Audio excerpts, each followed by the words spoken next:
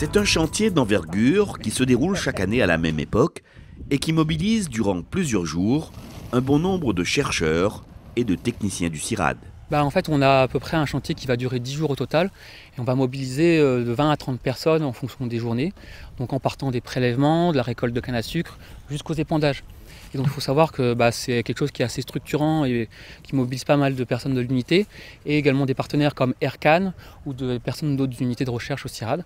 Et donc voilà, ça nous fait un peu de travail de terrain et ça permet aussi de faire découvrir à des stagiaires ou des thésards un peu la réalité de terrain, exactement. Ouais.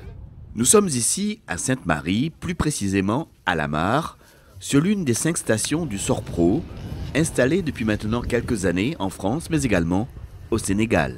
On est dans un dispositif qui s'appelle le SORPRO, c'est un système d'observatoire et de recherche en environnement pour les produits résiduaires organiques. C'est un réseau national, il y a 3 sites en France et 1 site à La Réunion.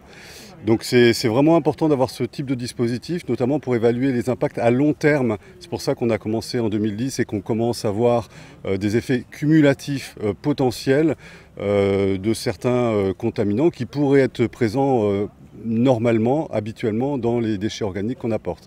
Et pour ça, il faut vraiment suivre pendant vraiment plusieurs années, des décennies même parfois, pour pouvoir vérifier soit l'innocuité des apports de matière, soit des accumulations de certains contaminants. Sur cette plateforme d'une superficie d'1 hectare, les chercheurs testent et mesurent en vraie grandeur l'impact agro-environnemental des apports de différents produits résiduaires organiques.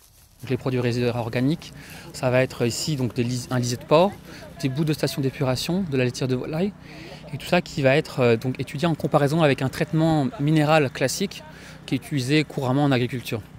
Et l'objectif, c'est de pouvoir voir dans quelle mesure on peut valoriser ces effluents d'élevage et ces produits qui sont à la base considérés comme des déchets en agriculture et de manière sécurisante pour l'environnement. Voilà. En fait, c'est un essai qui a commencé depuis une dizaine d'années et qui, à l'origine, est une volonté de la communauté de communes de la CINOR d'évaluer en fait la qualité des boues de la station d'épuration du Grand Prado et de savoir si elles présentaient des avantages ou des inconvénients d'un point de vue agronomique et environnemental.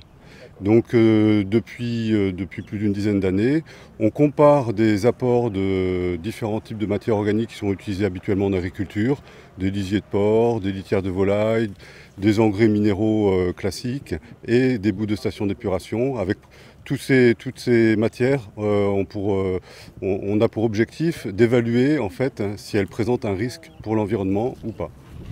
Tous les ans, après la coupe des cannes, les scientifiques du CIRAD apportent ainsi aux champs les doses précises des différents types d'engrais nécessaires pour une nouvelle saison. Soit des engrais chimiques, soit les matières organiques, comme là les bouts de station d'épuration. Et le but, c'est de chaque année d'apporter une quantité qui permette de répondre aux besoins de la culture. Il y a à la fois les mesures qui concernent plutôt le rendement et les éléments nutritifs, donc plutôt ce qui va intéresser les planteurs. Donc ça, c'est important de le regarder aussi, pour voir si les matières organiques sont aussi efficaces que les engrais chimiques.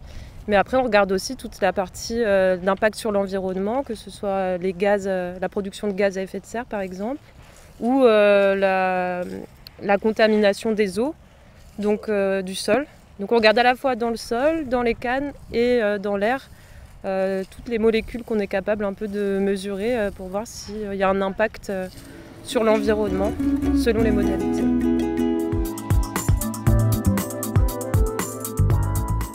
Implanté sur la station d'essai de La Mare, à Sainte-Marie, le SORPRO permet ainsi de mesurer une quantité de paramètres très importants en culture de canne à sucre.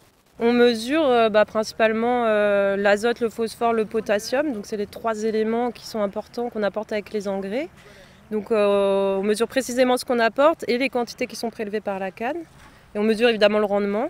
Donc là, ce qu'on voit sur les résultats que cet essai montre, c'est que en fait, il n'y a pas de différence de rendement entre les modalités chimiques ou les modalités avec les boues ou les litières de volaille ou le lisier de porc.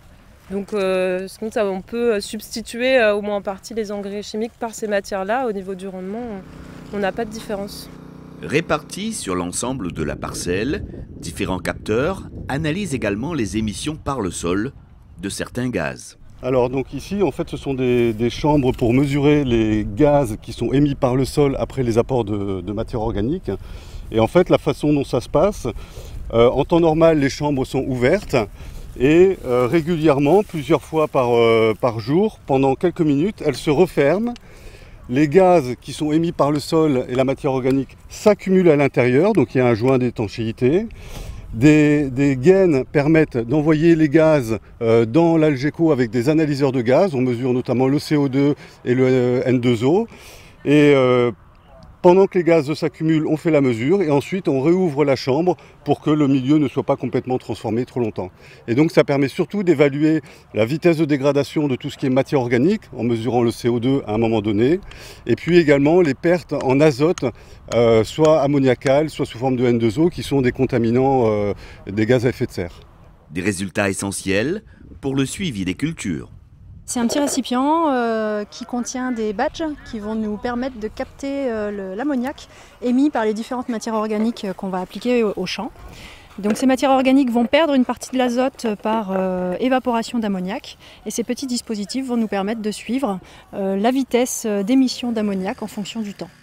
Sous la petite membrane qu'on voit, il y a un papier filtre avec un réactif qui va venir capter l'azote et en laboratoire on va venir récupérer ce réactif et l'analyser, le doser. Donc l'extraire, le doser et on va obtenir comme ça la quantité d'azote qui a été dégagée.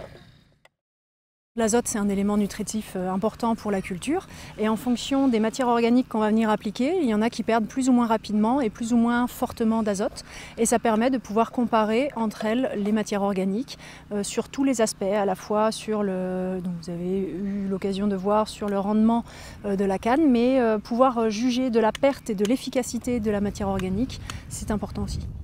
Grâce à ces appareils installés sur la parcelle d'essai, certains éléments sont également mesurés en continu tout au long de l'année. Donc ici, on a des centrales d'acquisition de données qui vont permettre de réaliser des actions programmées sur le terrain et de récolter les données issues de différents capteurs. Voilà. Donc ça, c'est tout le dispositif qui permet de mesurer les émissions gazeuses par le sol, donc CO2 et N2O, dioxyde de carbone, protoxyde d'azote. Et tout ça, ce sera analysé ici. Donc on a deux analyseurs qui permettent, donc c'est comme des analyseurs de laboratoire, qui vont permettre de mesurer la concentration de ces gaz dans l'air.